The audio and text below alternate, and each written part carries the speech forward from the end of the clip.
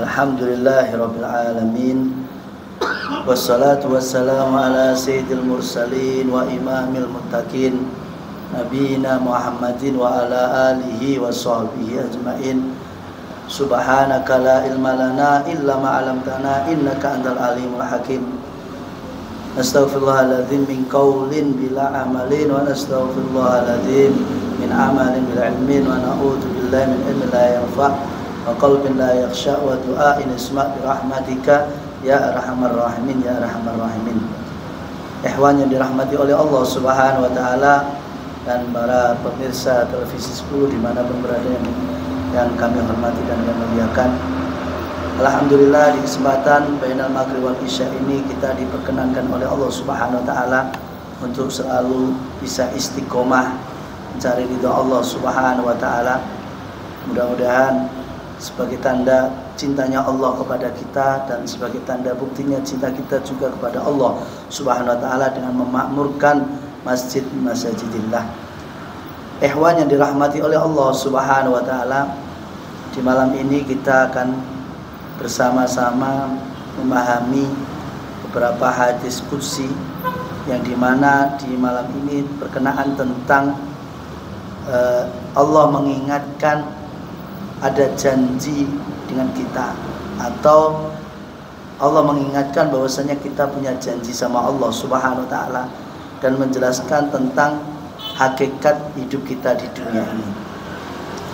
Allah Subhanahu wa taala berfirman lewat hadis qudsi di mana Allah Subhanahu wa taala berfirman, ya ibna Adam, wahai manusia, uzkuru nikmati. Uzkuru, kalau dalam bahasa lughat itu kadang uzkur itu sebutkan. Kalau di situ di makna sebutkan, mungkin kita tidak bisa menyebutkan nikmatnya Allah satu persatu. Karena wa in ta'uddu nikmatallahi la tuhsuha. Tidak bisa kita hitung. Hari ini pun mungkin kita tidak bisa ngitung nikmatnya Allah dari kita bangun tidur sampai sekarang, mungkin tidak bisa mampu. Apalagi suruh ngitung dari kita lahir sampai sekarang. Babar belas ya, tidak bisa ngitung kenapa sama Jawa. Karena apa? Wa in ta'uddu nikmatallahi la tuhsuha. Tidak bisa kita hitung. Maka di situ udkuru ini bukan bermakna sebutkan, tapi apa? Ingatlah. Selalu ingat nikmat-nikmatku. Nah, bagaimana cara mengingat nikmat Allah sedangkan nikmat Allah itu banyak sekali. Salah satunya dengan mensyukuri nikmat itu. Bagaimana cara mensyukuri? Yaitu dengan apa? Kita gunakan untuk taat kepada Allah Subhanahu wa taala. Itu salah satu bentuk mengingat nikmat Allah Subhanahu wa taala. Allati an'amtu 'alaikum, yang mana aku berikan kepada kalian, baik itu nikmat besar ataupun nikmat kecil ataupun mungkin nikmat yang tidak terlihat ataupun terlihat, semua itu nikmat dari Allah Subhanahu wa taala. Wa aufu bi ahdi, ya kan?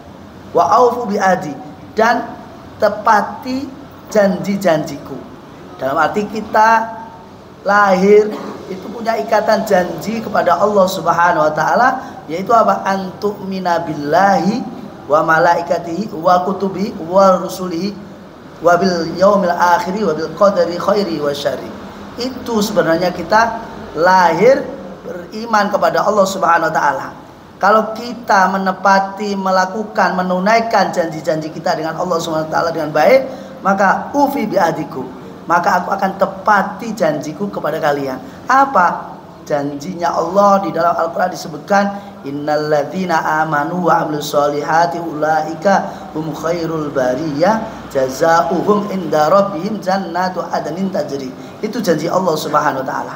Maka kalau Allah sudah berjanji tidak akan mengingkari. Tapi mungkin kalau manusia ngomong besok iya tidak jadi, atau mengingkari bahasanya, kecuali ada uzur.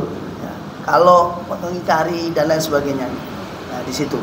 Maka banyak orang sekarang, ya mohon maaf, punya ikatan sama Allah Subhanahu wa taala untuk apa? Beriman kepada Allah, kepada Rasulnya, kepada syariatnya. Tetapi banyak orang yang menjual belikan syariatnya, keimanannya dijual belikan hanya sepeser ratusan juta, ya kan? Padahal dikatakan dalam ayat Al-Quran, orang-orang yang menjual perjanjian dia dengan Allah SWT, yaitu harus beriman, ternyata tidak beriman. Harus beriman dengan syariat-syariat yang dibawa Rasulullah, tidak beriman.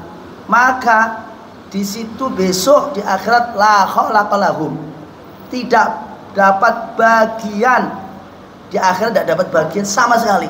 Bagian dari bagian apa? Bagian rahmat dari Allah Subhanahu wa taala.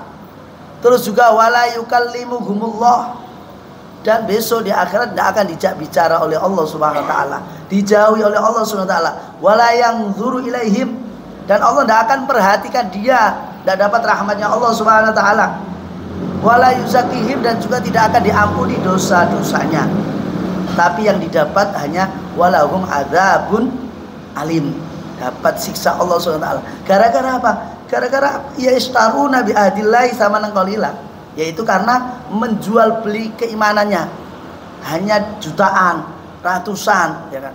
Alasannya tuntutan pekerjaan, tapi ternyata naudzubillah min dzalik, pelan-pelan dia disuruh menjual agamanya, walaupun tidak dibeli langsung secara langsung, tapi dengan gaji, peraturan untuk membuka aurat dan lain sebagainya.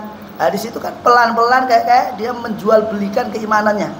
Nah, di situ Allah la khalaqa lahum, dan dapat bagian rahmat dari Allah besok di yaumil qiyamah. Terus Allah juga tidak mengajak bicara sama orang itu.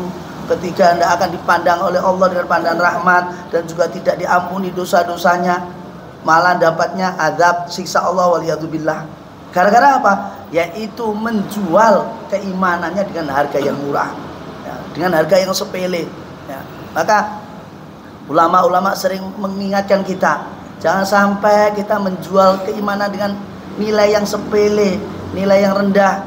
Bahkan mungkin panjenengan semua ingat waktu haul kemarin, ada salah satu dai menyampaikan bahwasanya jangan sampai kita menggadaikan keimanan hanya hal yang sepele ada di dunia ini, hal yang sepele, pandangan ulama dan lain sebagainya. Jangan sampai kita lakukan itu, sampai segitu diingatkan.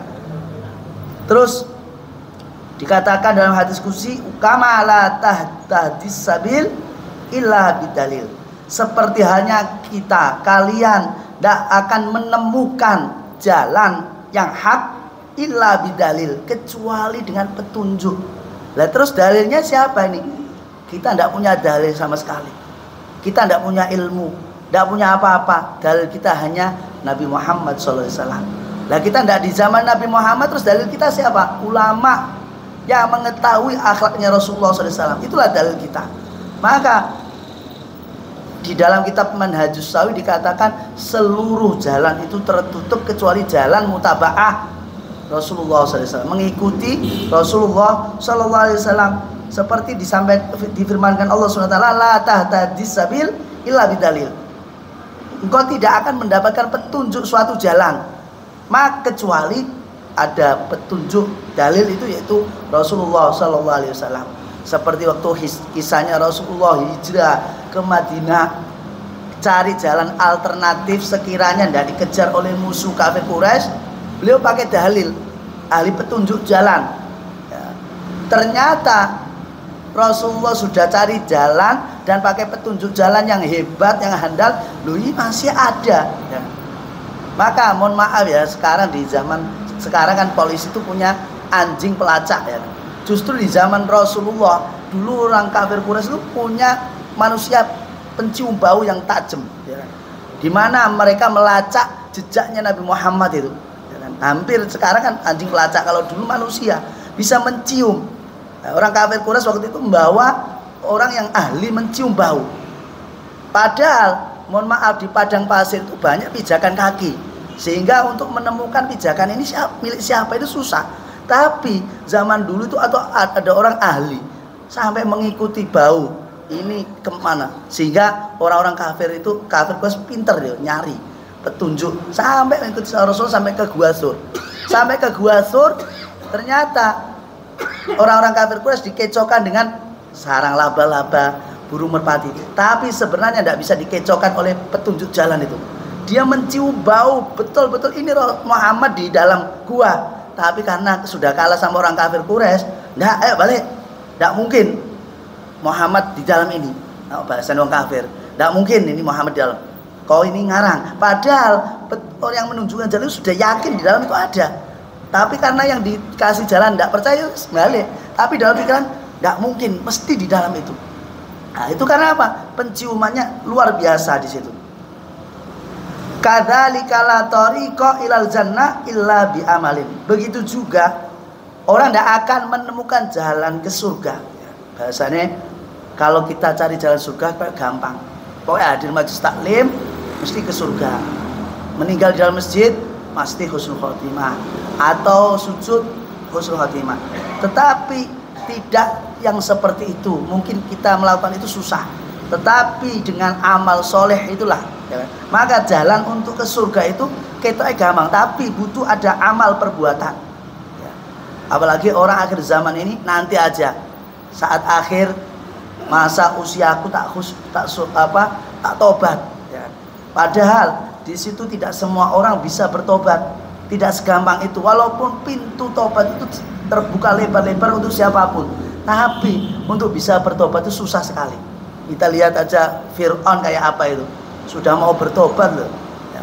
Akhir hayatnya mau bertobat tapi malaikat tidak terima di situ. Illa bi amalin, kecuali dengan amal perbuatan, amal soleh. Makanya di dalam ayat-ayat Al-Quran salah satu di surat Al-Asr ya, itu kan illal ladzina amanu terus wa amilus sholihat. Nah, itu salah satu cara untuk bisa masuk surga, masuk ridhonya Allah Subhanahu wa taala. Wa kama la yujma'ul mal illa binasab. Sehingga Allah mengatakan kembali seperti halnya juga la yujma'ul mal, harta, kekayaan itu tidak bisa dikumpulkan kecuali pasti binasab. Nasab ini dengan kangilan, rekoso, aitaab. Nah, kalau dalam ilmu bahasa yaitu artinya rekoso. Ya. Mesti ibarat kata kita mengakui golek rezeki nih Gusti Allah itu kayak rekoso pagi sampai sore, ninggalkan keluarga, kadang sudah dapat hilang. Makanya Nabi Muhammad bersabda bahwasanya orang yang mengumpulkan harta itu tidak lepas satu, mesti akan merasakan rekoso. Seperti yang difirmankan Allah Subhanahu wa taala, mesti uli ngumpul ke dunia mesti rekoso. Kita tidak rekoso mesti rekoso. Prosesnya Masya Allah. Pengen dapat untung banyak, perjuangannya modalnya banyak. Terus cari tempat pun harus yang oke, strategis. Belum lagi nanti ada musuh yang tidak kelihatan. Apalagi zaman akhir ini banyak yang memusuhi, sama-sama pedagang itu musuhi, tapi musuhi secara halus, tidak kerosok ya. Kita dodol nggone rame, tonggone lewat ya sepi. Mas gak dodol mas, itu dodol ini, kita tutup terus ya, padahal dodol. Nah, ini kan ternyata apa? Sesama penjual supaya apa? Tidak laku di situ. Nah, di situlah besar koses itu. Terus yang kedua, kalau sudah dapat harta, sudah dapat kekayaan, ternyata apa? Wedi, takut kalau hilang, ya. Takut kalau bondone berkurang. Ya. Di situ salah satu yang dirasakan orang-orang yang mengumpulkan dunia. Terus yang ketiga, nah ini akan dijauhkan dari orang-orang yang soleh. Nah, kalau dia sudah berusaha mengumpulkan kekayaan, ternyata Allah menyampaikan berfirman dalam hadis qudsi cuma illa binasab, susah payah. Tetapi susah payah ini tidak cuma dalam mencarinya, tetapi kalau sudah mendapatkannya juga nasab, juga rekoso. Kalau sudah mendapatkannya juga mau hilang pun juga rekoso di situ. Apa hisabnya itu? Kadzalika la tadkhulunal jannah illa bisabri ala ibadati. Begitu juga Allah berfirman, begitu juga kalian tidak akan bisa masuk surga illa bisabri ala ibadati, kecuali sabar dalam beribadah kepada Allah Subhanahu wa taala. Banyak orang tidak sabar. Ya nyun sewu, kadang orang lagi hijrah, bahasanya hijrah. Baru hijrah dipoyoki tanggane. Baru hijrah dibully tetangganya. Jadi ini enggak jadi. Ada satu kampung itu, dia itu awalnya pemabuk berat. Terus dia hijrah latihan adzan. Ya, karena rumahnya dekat musola. Orang ini adzan. Ternyata ada satu orang membuli, sok-sokan, gayane adzan. Biasanya nggo botol ngalor ngitan ngulon iki adzan. Ini dipoyoki, dadi ini orang itu, aku lagi nyoba dadi wong apik dipoyoki. Wis kapok aku. Ndak mau ke musola. Nah, ini kan dia ndak sabar. Baru dibuli seperti itu sudah mundur di situ. Illa bisobri ala ibadati. Maka tidak akan bisa masuk surga kecuali harus sabar dalam beribadah kepada Allah Subhanahu wa taala. Terus juga dikatakan dalam hadis qudsi, fataqarrabu ilallahi bin nawafil. Dekatilah Allah Subhanahu wa taala dengan apa? Bin nawafil. Kata ulama, makna bin nawafil ini dekati Nabi Muhammad sallallahu alaihi wasallam. Dengan cara apa dekatinya Nabi Muhammad sedangkan kita tidak sezamannya? Di situ alaikum bisunnati, yaitu dengan sunnah-sunnah Nabi Muhammad sallallahu alaihi wasallam. Lah, untuk mengetahui sunnah-sunnah Nabi Muhammad dari mana? Dari para ulama. Mungkin ya kan, kita kalau ngomong nyampaikan sunnah-sunnah Nabi ini, mau tidur ini mungkin kita agak kebingungan saking banyaknya. Tapi kalau kita lihat satu hal yang kita lihat ya, kayak kemarin, mohon maaf ya, di media sosial yang lagi viral ini, kita tunjukkan yang lagi viral waktu haul. Ada salah satu ulama dari Hadramaut, mungkin panjenengan tidak asing, putra beliau Al Habib Umar bin Muhammad bin Salim bin Hafid, ya, Habib Salim, ya, Habib Salim bin Habib Umar. Beliau duduk di belakang, mungkin jenengan dilihat di TikTok, Instagram tuh rame. Beliau duduk di belakang. Ya. Nah, di situ mungkin bagi kita asing, ya kan? Kita asing loh, sosok ulama yang masya Allah dari mancanegara datang duduk di belakang seperti layaknya jamaah biasa ya. Mungkin bagi kita asing, tapi bagi ulama-ulama hadrat itu sudah hal yang biasa.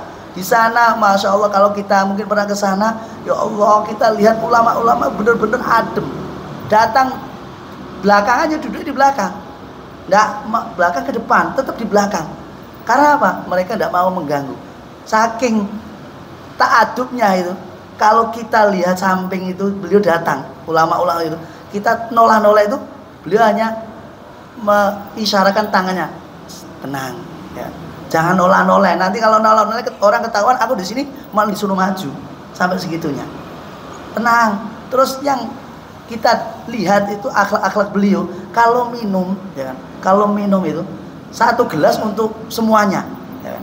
Kalau kita mungkin minum bekasnya orang lain, jijik. Belum cuci mulut ini kayak, atau cici orangnya batuk-batuk pilek ini nular ya. Di sana ndak ada pikiran mau orangnya batuk-batuk, mau pilekan, mau influenza, mau itu kuli bangunan, tukang becak atau orangnya biasa. Kalau jatah minum itu diminum, giliran muter itu. Saya ingat itu waktu Habib Umar duduk di belakang, sampingnya itu ya orangnya kayak biasa itu, mohon maaf ya, orangnya hitam terus bajunya lecek gitu, duduk jatahnya orang itu, tapi di samping kirinya Habib Umar. Orang itu ngambil dikasih Habib Umar enggak, suruh minum dulu. Setelah orang itu minum, Habib Umar minum. Setelah Habib Umar minum, orang itu minum minta lagi, terus Habib Umar minta lagi, diminum lagi. Coba bayangkan, beliau seolah-olah ibaratnya tidak ada perbedaan. Diminum orang itu, terus diminum Habib Umar, orang itu minum lagi, terus Habib Umar minum, terus dikasih ke samping kirinya Habib Umar, muter itu. Nah itu adab masya Allah di situ. Mungkin kita jumpai kayak gitu di Indonesia jarang mungkin, atau mungkin kadang kita tidak pernah lihat seperti itu. Maka sosok Habib Salim waktu hadir haul kemarin duduk di belakang viral karena apa? Mereka orang-orang lingkungan kita mungkin baru melihat sosok ulama yang masya Allah, ta'adubnya, tawaduknya menenangkan hati. Ya Allah, kadang kita sendiri tidak ulama, kadang pengen maju ke depan, dorong-dorong sampai teman kita injek sendiri, anak kita sendiri kadang hilang, tidak ngerasa gara-gara pengen dapat tempat depan. Nah di situ kita lihat sosok ulama-ulama seperti itu. Ternyata beliau lebih mendahulukan ta'adub, adab di situ, sehingga kita melihat ya Allah menyenangkan. Nah disitulah cara kita tahu oh sunnahnya Nabi seperti itu. Mungkin baru terketuk kita lihat seperti itu. Padahal kita sudah disampaikan para ulama. Mungkin waktu awal jangan berdesak-desaan, duduk alat tempat kunjungan semua yang enak. Sudah kita sampaikan sunnah Rasulullah. Tapi kalau tidak ada contoh, kadang kita masih ragu. Maka fataqarrabu ilallah binawafil. Dekati Allah SWT dengan apa? Dengan akhlak Nabi Muhammad SAW. Siapa yang mengenalkan akhlaknya Rasul? Ya para ulama, orang-orang soleh. Tidak mungkin orang-orang ahli maksiat. Maka ciri orang yang bertakwa, orang yang beriman, dia tidak akan duduk kecuali dengan orang-orang yang diridhai oleh Allah SWT, yaitu orang-orang yang soleh. Terus di dalam hadis qudsi Allah Subhanahu Wa Taala berfirman, "Watlubu ridhai biridhal masakin ankum." Carilah ridhoku. Kita diminta oleh Allah SWT untuk mencari ridhonya. Di situ Allah tidak menyebutkan cari ridhoku dengan puasa, cari ridhoku dengan berzikir, cari ridhoku dengan berpuasa. Tetapi Allah salah satunya Allah menyebutkan untuk mencari ridho hal-hal yang mungkin kita tidak sukai. Apa? Yaitu biridhol masakin, dengan mencari ridhonya orang miskin. Padahal di akhir zaman ini orang mau jadi miskin itu tidak mau. Mencintai orang miskin itu agak berat. Nah, di situ Allah menyuruh kita untuk mencari ridha Allah lewat hal yang mungkin kita anggap tidak suka. Ternyata Allah menaruh ridha Allah di salah satu, yaitu orang-orang miskin. Nah, tidak orang miskin yang bagaimana ini yang diridhai oleh Allah Subhanahu Wa Taala? Disebutkan dalam hadis qudsi, Allah Subhanahu Wa Taala mengatakan, aina sofwati, aina sofwati, di mana kekasihku, di mana kekasihku. Sehingga malaikat mengatakan, ya Rob, bukankah kekasihmu untuk para anbiya dan rasul? Kata Allah Subhanahu Wa Taala, bukan itu yang aku maksudkan. Terus malaikat, lah yang kau maksudkan apa ya Rob? Allah mengatakan, sofwati al-masakin al-muslimin min ummati Nabi Muhammad SAW, yaitu orang-orang yang miskin yang dari umatnya Nabi Muhammad SAW, yang mana mereka memiliki sifat al-qani, sifat qanaah, waradun, dan sifat ridho. Qanaah dan ridho inilah kalau dimiliki orang miskin, maka orang miskin itu kekasihnya Allah Subhanahu Wa Taala. Tetapi kalau orang miskin ini tidak punya sifat qanaah, tidak punya sifat ridho, ya, rasanya kemrungsung, nak ono tonggo beli motor, pengen motornya diobong, ya, pengen pokoknya intinya punya tonggo baru beli kulkas, hatinya mongkok marah, bias kirane mesin kulkasnya cepet rusak, didungakno, pokoknya tidak begitu suka. Nah, di situ berarti bukan orang miskin yang dimaksud Rasulullah SAW, yang bukan dimaksud oleh Allah SWT, yaitu kekasihnya Allah SWT, yang dimana sifat orang miskin qanaah dan ridho. Nah, disitulah yang dimaksud biridhal masakin ankum. Terus juga Allah Subhanahu Wa Taala berfirman, warghibu ila rahmati, carilah rahmatku. Kita diminta oleh Allah untuk mencintai atau mencari rahmat Allah SWT dengan apa? Di situ bimajalisil ulama, dengan duduk bareng dengan ulama. Makanya pernah ada satu kisah di mana orang itu mau dibawa malaikat ke neraka. Ya, dalam hadis itu Allah menyuruh malaikat, ya malaikat, jangan dulu kau masukkan ke neraka. Tanyakan dulu apakah namanya minal anbiya war rasul. Tanyakan apakah namanya ini ada nama rasul dan anbiya. Ternyata ditanya, enggak, namaku bukan. Terus tanyakan, kira-kira ayahnya ini orang soleh? Jawab, enggak, aku ini preman karena keturunan. Berarti bapak-bapaknya preman.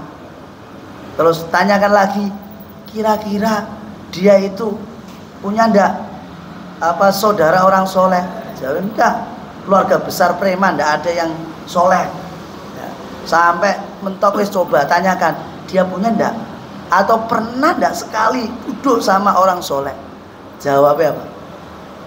Iya, dulu saya pernah duduk sama orang soleh, itu enggak sengaja. Saya enggak tahu kalau itu orang soleh, saya cuma duduk diajak teman saya enggak tahu menahu, pokoknya ikut duduk. Ternyata saya duduk itu dianggap orang soleh. Kata Allah, ya wes, karena dia pernah duduk sama orang yang soleh, ku ampuni dosa-dosanya, masukkan dalam rahmatku. Gara-gara pernah duduk sama ulama.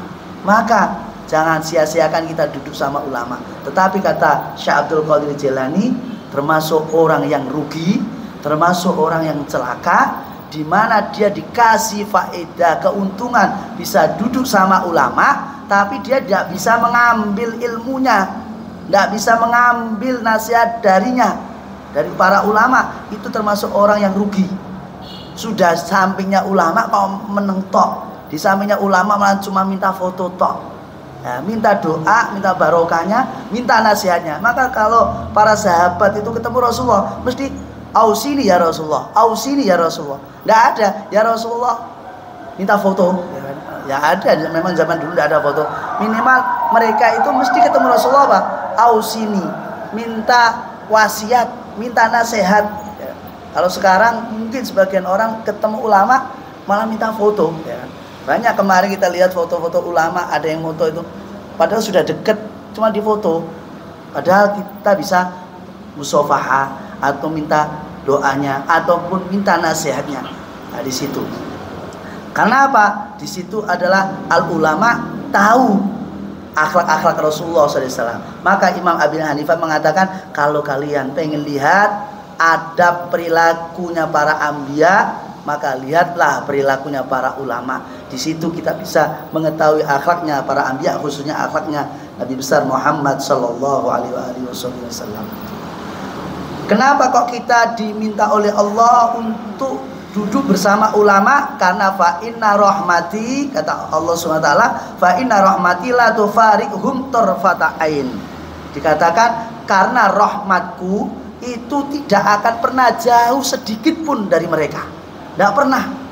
Berarti ulama itu setiap langkahnya, setiap nafasnya, setiap geraknya itu penuh rahmatnya Allah Subhanahu wa ta'ala. Maka beruntung sekali kalau kita punya keluarga ulama. Sungguh beruntung kalau kita ini sering duduk sama ulama. Sungguh beruntung kalau kita sering diajak ngobrol sama ulama. Sungguh beruntung kalau kita bisa musafahah sama ulama. Pernah Abi Umar itu pernah nyinggung kepada kita itu, kalau ketemu ulama jangan tinggalkan musafahah.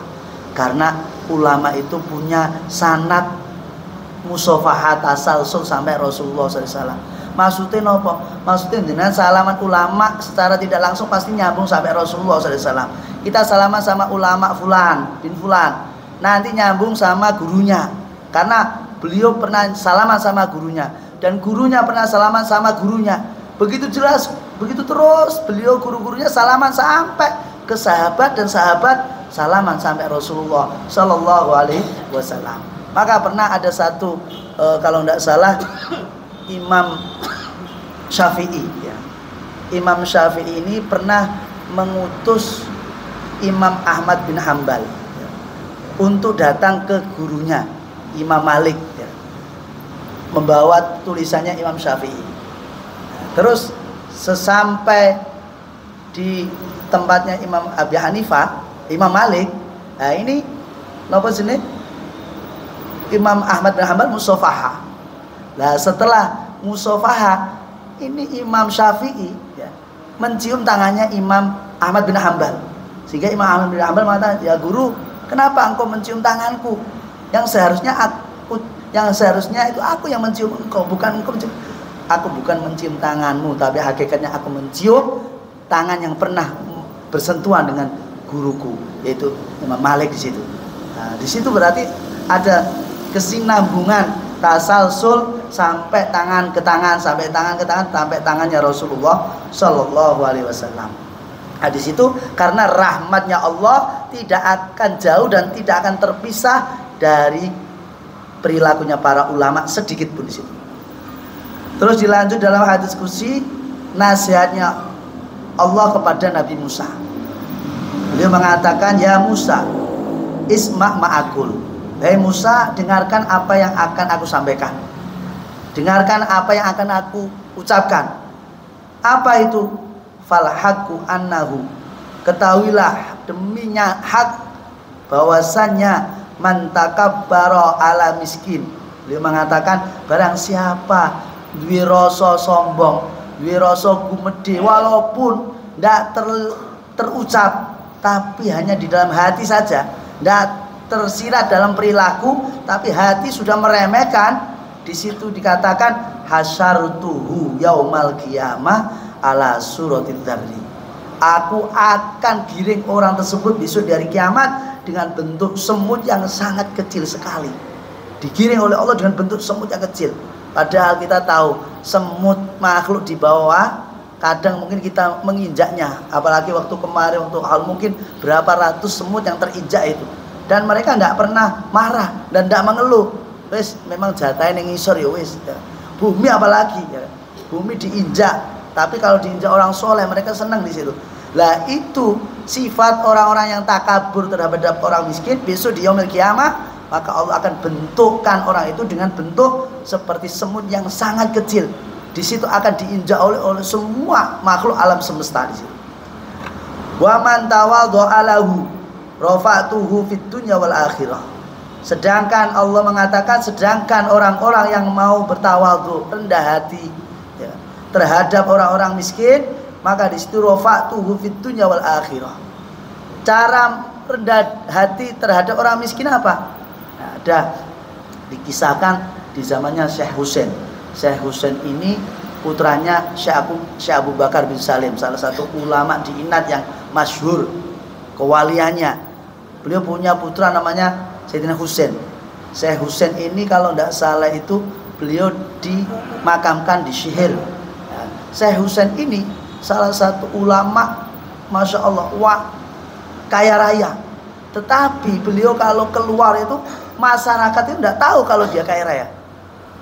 Sehingga karena dilihat dari pakaian beliau.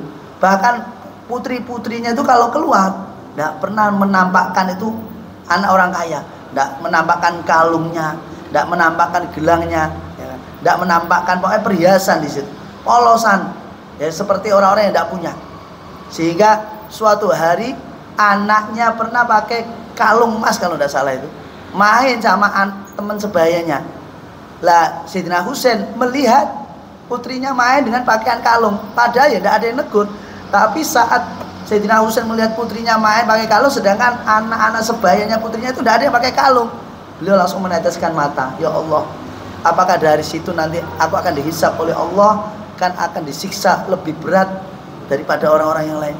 Terus anaknya itu dipanggil di situ, dipanggil, terus kalungnya dilepas, suruh hancurkan nak, jangan sampai kita dihancurkan di akhirat nanti, hancurkan sekarang, karena aku takut gara-gara kalungmu ini anak-anak atau teman-temannya pulang minta kalung seperti apa yang kamu pakai, maka aku takut menjadikan siksa abahmu ini. Subhanallah, orang seperti inilah sulit kita cari di zaman ini. Mungkin kalau ada ya mungkin sulit di situ, jarang di situ.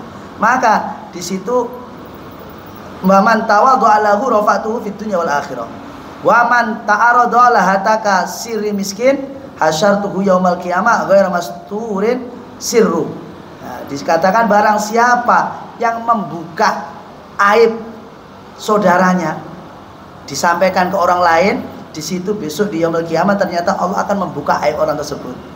Kalau Habib Umar gambarno, kalau kita membuka aib saudara kita di dunia, besok di akhirat itu video perilaku kita selama di dunia di setel, yang nonton semua alam semesta melihat, oh ternyata ini kelihatannya dulu masya Allah ternyata akhlaknya kayak gini.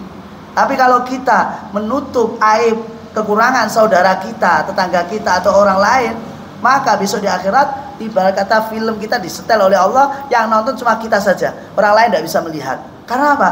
Satarallah, man satara aiban muslim satarallahu yaumil qiyamah. Pada siapa yang menutupi aibnya orang muslim, maka Allah besok akan menutupi aibnya besok di yaumil qiyamah. Wa man ahana fakiran faqad barazani bil muharabah. Dikatakan barang siapa yang menghina orang fakir, maka sungguh jelas orang itu benar-benar berani kepadaku. Nah, kalau Allah sudah mengatakan berani kepadaku, tidak ada yang berani. Nah, di situ secara tidak langsung seseorang menghina orang fakir, meremehkan orang fakir, ternyata mereka orang-orang yang berani bermusuhan dengan Allah Subhanahu wa taala. Mudah-mudahan kita termasuk hamba Allah yang selalu mencintai orang-orang miskin dan memuliakan orang-orang miskin, orang-orang fakir yang diridhai oleh Allah Subhanahu wa taala. Amin amin ya rabbal alamin. Wallahu a'lam bishawab. Wa sallallahu ala sayyidina Muhammadin wa ala